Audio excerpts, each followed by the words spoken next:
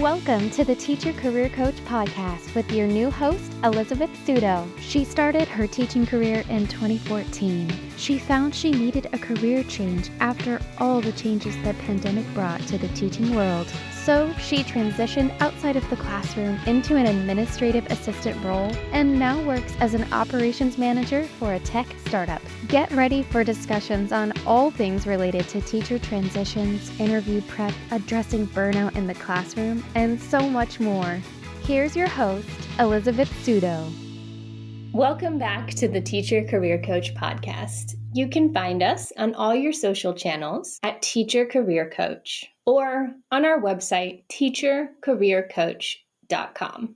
Hi, and welcome back to the Teacher Career Coach podcast. Today we're very excited. We get to speak with Kait Evans. Kait went from teacher to nonprofit manager. She's a youth programs manager that serves refugees and migrant families in Kentucky. Her prior history includes elementary education with a reading specialty in ESL, as well as a master's in literacy education. She was previously an elementary educator for the past 8 years, and as she discovered her passion for community outreach and support within the refugee and immigrant community, she decided to look outside of the classroom for ways to support this passion. We talk about how those skills from teaching can translate to a nonprofit role, how her work-life balance has changed drastically since she fell into this new position. She's found clarity and a career that's impactful and fulfilling. So today we hope you enjoy this episode. It brought me a lot of joy, and I hope you enjoy listening. Welcome, Kait. Hi, thanks for having me, Elizabeth. Well, super excited to have you and spend some time today with you because you were a teacher and now you're at a nonprofit working and supporting with refugees. So we'd love to hear a little bit about your background. How did it all start? How did you get into education? And then when did you know it was time to move on? Yes, so I guess going back to my childhood, I always loved school. I loved learning, and just very early on, I had my mindset that I wanted to be a teacher. And so I just kind of went that route throughout college. I went to school and I was able to get into the education program, and they had a special cohort called the Title I cohort, and it basically allowed us to have additional classroom time, classes all around being in under-resourced communities. And then post-graduation, I continually taught in, again, those under-resourced communities. We did frequently move around a lot because of my husband's job, so I did teach in a lot of states. I got to experience the education policies in those states, in different districts and schools. In terms of when I felt like it was time to leave, I think it was just a gradual process until you kind of hit that realization point. I never felt when I was teaching like I was caught up. Just work was always piling up. So many demands that were just passed down from the state level, district level, school level. And in general, my priority has always been relationship-based, both with our kids and the families. And even though that was supported by leadership, oh yes, we're all about relationships, the expectations, the actions, the policy always proved otherwise. So it's like they were talking about how that was important with relationships, but then the expectations and the work and everything else was not, relationships were not the forefront of that. But in general, my mental health ended up taking a really big hit, I think around the COVID time. I think it was both in conjunction with COVID, but also just teaching. It was just not good mentally. I thought that the issue was the fact that I was just in public education. So I even tried teaching in private schools that had the lower class size, that allowed a lot of teacher freedom. And I still just felt really unhappy and really dissatisfied. And then I had a baby, and that kind of really put a lot of things in perspective. I reflected on what I really wanted, how it impacted my well-being, my life, both at work and outside of work. And so I decided to try to pursue a career not in teaching. So that's kind of a little background. Thank you so much for sharing that. I really appreciate you being vulnerable and sharing that with the teacher community and audience. It's really helpful and important to know that, others went through this too. Others are going through this as well. And congratulations on your new baby. Thank you. It is exhausting. Yes. Well, I'm so excited to hear a little bit more about where you are now, but to kind of reflect on what you said, I noticed you were in a public school, then you tried something different. So it sounds like you did kind of try these different avenues. You tried different different systems, and then you also did reading specialist work, right? Yes. I mean, so in addition to changing districts and states and schools, I did bop around to different grade levels. I did like reading intervention. I was back in the classroom just teaching different grade levels. And I will say, I feel like when I was really happy with teaching, it was when I was doing some reading intervention. But I think it was because of, again, like the smaller class sizes, but the workload seemed a lot more manageable.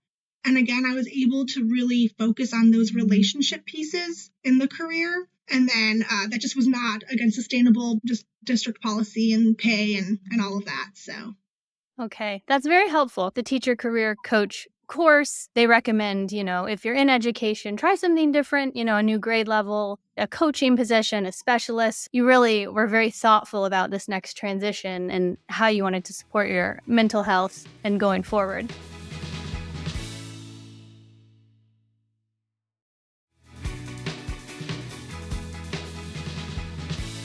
So you landed a role at a nonprofit supporting refugees. Can you tell us, before you tell us all about this role, it sounds very exciting. yes. How did you narrow it down and figure out career-wise where to even look?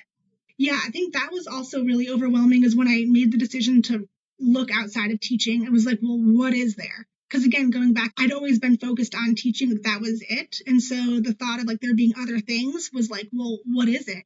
And so I kind of thought back to my experience with teaching and again, like when I was happiest, what I was doing. And I remember being at one of the schools and being part of like the home visit liaison, working with refugee and immigrant students and youth. And I just loved that working with that population and demographic. And so at first I was like, okay, well, maybe it's because I liked doing a lot of the planning and the events. So I briefly thought like getting into like event planning with, the skills and the things like that. And so I kind of dipped my toe a little bit. I wasn't like all in on applying. Nothing really came of it. But also as I was like applying, I realized it was more so a way to just get out of my current teaching position and less about like I actually wanted to do that job. So then as I reflected more, I thought about like, okay, nonprofit. And so again, I was just searching all the different nonprofit jobs, seeing what was out there and trying to get more of a gauge on what those tasks entailed. That makes sense. It sounds like you had an exit strategy. At first, it was like just exit. And then as you researched more and learned more, you kind of could hone into what specifically you loved about teaching, those relationships and working with kids and the home visits, and kind of connect that to what you are doing now. So even at one point, I was also looking at like state level jobs, like the education department for the different states. And I did have like a couple interviews with that, but I realized in the interview, like I just did not want that job. Again, being relationship oriented, the jobs that I was applying for and interviewing for just seemed very based around just like data and computers and desks. I need that personal element for me to be happy. I think it's great too that you actually experienced the interview process for those jobs, because that's how you kind of found out like, oh, I don't think I'd like doing this job every single day. It doesn't suit me. When I was applying for just various jobs, just trying to figure out what it was that I was passionate for, I will say it can be very disheartening when you apply for so many jobs and you spend so much time working on your resume and trying to tailor it to whatever specifications the job is listing, and like just nothing comes of it. And so I just want everyone to know out there, like finding a job outside of teaching is not as easy as finding a job in teaching, just because there is more competition, to be honest. So making note of that. I'm glad you brought that up. A lot of our listeners are searching now and are kind of feeling that frustration about it's just different out there in the market, the corporate world with hiring, and there's competition from different layoffs that have occurred. So how did you continue on when you were getting rejected, finding positions you didn't want? Like, how did you keep that motivation strong to continue in your search? Yeah, I think so. When I was still looking, I was at a school where, again, I had like a very small class. It was like 8 to 10 kids, a lot of teaching freedom. And so mentally, I was just like, I know I will eventually find another position, but I'm currently at a place where it's not like really knocking my mental health like some other positions. So I guess the advice there is while you're looking to make sure you're in a position where it's not detrimental to your mental health and to just like keep trying. I know sometimes it just really sucks. That's such a good point. You were able to search based on the environment you were working on, and then you just had that positive mindset that you will get another job. Yes, I mean it's not like you think that every time. Like sometimes when you're like you see a job and you're like I would love to get an interview, and then you don't, and it's just like oh my gosh. But honestly, but also keep checking sites like daily because jobs are always popping up, and you can kind of just see what's out there. I know you stumbled on the Teacher Career Coach podcast. When in your process did you find that? Was it supportive in any way? Yes, I mean, so being a teacher, you always follow all of like the teacher accounts on social media. I don't know even how it came up, but I know it like popped up somehow. And so I like clicked the profile on Instagram and was just like scrolling and reading. And it just was very intriguing. Again, with the time of life I was in with potentially, this is before I was like dead set on leaving teaching, but it for sure like piqued my interest. And I think what really helped was the focus on resume building and the different advice and supports the Teacher Career Coach podcast kind of gave with that. And then in this current role, being a manager in that hiring position, I can definitely see how building your resume is really, really key to get your foot into that door of interviewing. And can you tell us a bit about the application process and the interview process for the role that you're in now? What was that like? So the application process was actually really easy compared to some of them. I think it was just like uploading like my resume. I think maybe answering a couple questions directly on the website, and then going from there. And I will say through all of my applications and resume submissions, there's different ways you can do it. Like sometimes it's through like Indeed or other types of websites like that. But I always found that I would get a quicker feedback and like response when I applied directly to the actual company's website instead of using a third party. So I don't know if that's just like a personal thing or if that's across the board with what other people have experienced.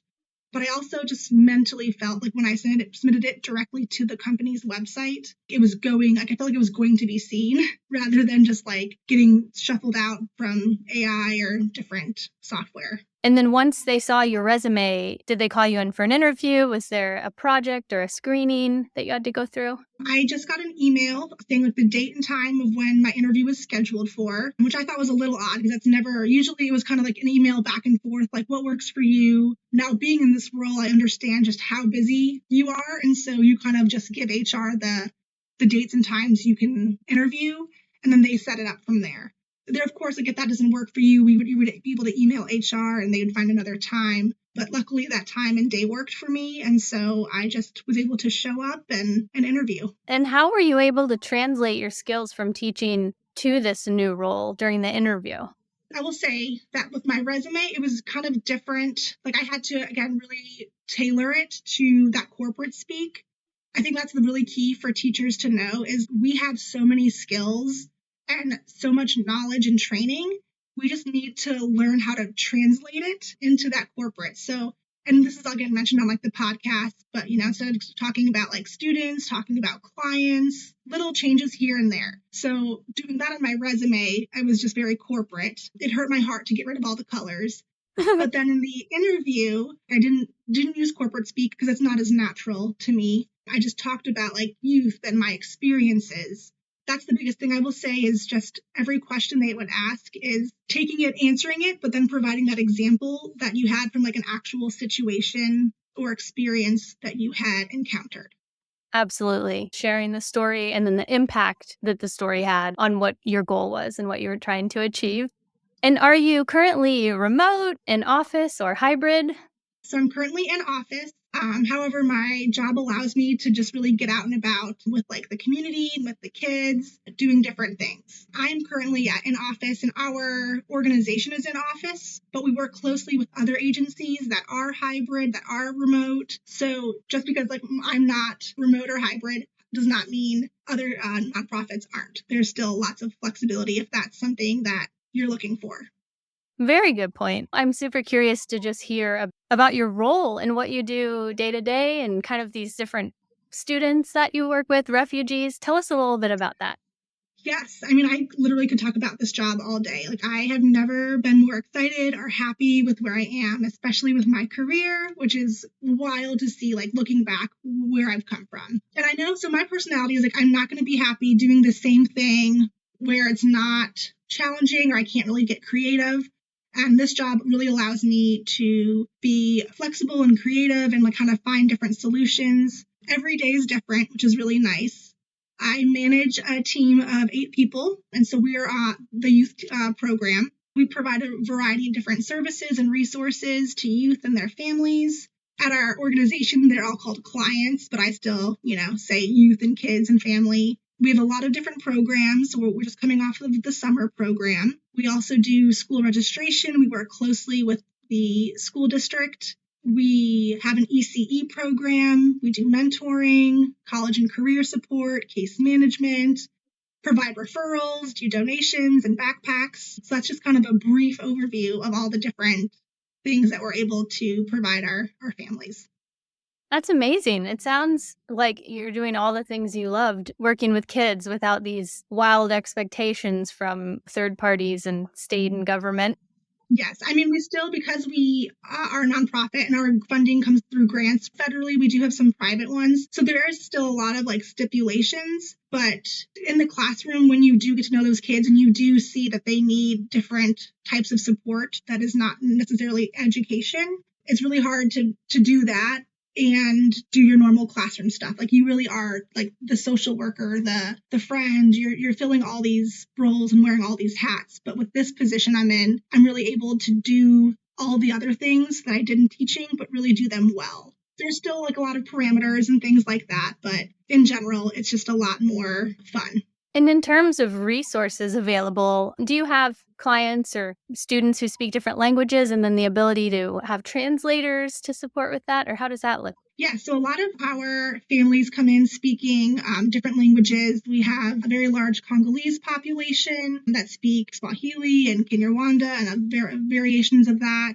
Lots of Spanish speakers, Haitian Creole. I mean, I could just go on. We do a lot of families who speak a lot of different languages. We do have a language service department in our building, and we work closely with them in terms of, being able to use an interpreter on our phones. We can even book one out to go in person. They do translations. What's really interesting too is the local school district here, they also have like an interpreter app that they can use as well to work with the kids and their families. So it's just nice to hear that there are like career paths and positions out there where you're still directly working with the youth, you're working with families and children, and there's that ability to be outside of a traditional classroom, just in a different environment. I'm excited to hear this and excited for everyone to listen. It's really wild that I found a job that allows me to use all the skills I learned and developed while teaching and also incorporate the passion that I have. Like, I love like using Canva and creating things like that. And I'm able to do that during the workday and like be able to do that for our orientations and advertisements, being able to build relationships and connections, not just with families, but also other community partners and the stakeholders, as the corporate lingo is. I never thought that I could find a job that really did translate my skills and passion that was outside of teaching.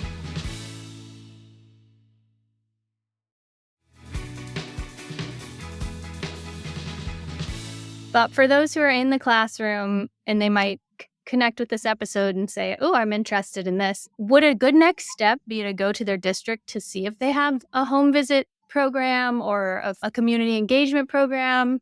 Yeah, I mean, I think every district has those things available. I've found in general, though, it's like the resources and the information are like higher up at that like leadership level. And it very rarely can like trickle down to like the classroom teachers and giving them like access to that information and to those resources. So I guess just the key is finding someone who kind of knows something and then kind of making your connection from there and hopping along different people as they give you more insight and information to what they know and their connections. It's just really frustrating that in teaching, those resources are not readily available. You really have to dig and hunt for them. You have to do that outside of your contract hours. That's the big thing. So find a champion at your school district, see what information you can find, and then you can kind of dip your toes in to see if this might be an environment, a nonprofit that works with these families.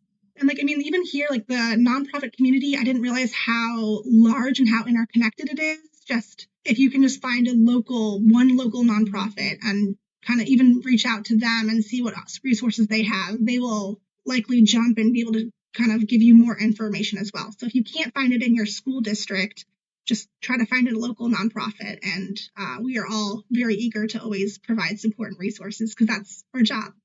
In terms of your new position, are there growth options down the road if you continue to stay here? Yeah, absolutely. So within our agency, there is lots of room to kind of move on. So my position that I was able to get opened up because the previous person in here was promoted to the assistant director, and then the assistant director was promoted to the director because the director was promoted. So you can see again how just there's that chain of events that happen. So there's, I think, always options to move. And again, with there being grants, you can easily write a grant or try to kind of join one and be able to open positions that way, or realign your tasks to fit with whatever grant you're trying to promote. And with the grant, is this something, do you write them? Is there a way to learn that quickly? I know some teachers are interested in grant writing as well. So I honestly have very limited knowledge on grant writing. I'm currently trying to reach out, and even the members of my staff are also interested. We're trying to find a connection of who can teach us about it. So I have not written any grants yet. I mean, it's very much a thing here in our agency to write grants or to find local private donors who want to start a grant or, give you funding for different things. I was kind of nervous, kind of hopping back to the interview process, because one of the questions they did ask is if I had grant writing experience or had much. And I was honest, was no, but I'm definitely willing to learn. So for teachers out there, know that even if you don't have all of the qualifications, it doesn't always hinder your ability to get that job. I'm glad you said that. Earlier, you mentioned kind of once you had your child, your thought process changed, kind of your mindset shifted. Now that you're in this new position, what's your work-life balance like? Talk a little bit about how that has changed for you. This is one that I've really spoken to a lot of my teacher friends about. So, I'm always busy. There's always tasks to do. I don't ever really feel overwhelmed or frazzled or frustrated like I did in teaching. I can turn off my brain when it comes to work on the weekends. I'm not experiencing those Sunday scaries or that dark cloud about summer break ending and having to go back. So I kind of equate it to prepping for back to school. So you're going back to school, you're setting up your classroom, you're doing all the prep work. And so those tasks are never ending. They're always constant, but you don't really have that stress and that tension in your body like you do once the school year starts. And once you have to do all the classroom things and then do more things after you're teaching. So that's kind of how I would explain the work-life balance in that regard. That's very helpful. Before you couldn't really shut your brain off, and now on the weekend, it's just a little bit more manageable to kind of close that off and spend it with your family. I'm still working on the work-life balance, but that's more so because I love my job and the tasks. I want to do them, learn more about how to make things better. And it's not I have to get this done because I need to get it ready for tomorrow or for next week. There's a deadline, and it's much more relaxed feeling. And we love to kind of wrap these up by asking you, what have you learned about yourself during this process? Yeah, I think I've learned so much in such a short period of time. The biggest thing I feel is that sense of confidence and just really that self-assurance that I am very qualified. Sometimes when I was, applying for jobs, I just felt I was well, I don't even, I'm just a teacher. I don't really have any skills. But now looking at it from this perspective, I can easily see all the different things we have to know and are able to do in a job outside of teaching. I also learned that this is more like a therapy, I guess, but you don't have to stay in a job or a situation or a relationship that really negatively impacts you. You don't have to kind of carry that guilt of staying when you don't want to. I've learned that career moves are absolutely terrifying, and there is a lot of doubt and just, it's the fear of unknowing what's going to happen next. But then when you come out the other side, you just see that the process was so worth it, especially if you were really wanting to leave and had a lot of doubt about staying in teaching. That was very impactful. And especially the part that I'm still thinking about is if you need to get out of something that's negatively impacting you, you can. And just like knowing that you have the skills and the confidence to be able to move on. I've learned so much, and I'm really excited to kind of follow you and hear what your nonprofit continues to do to support students. So, Kait, thank you so much for spending part of your day with us. So, of course, thank you so much for having me. I love being able to share this, and kind of hopefully it gives encouragement and ideas for anyone else who's looking to leave the education system.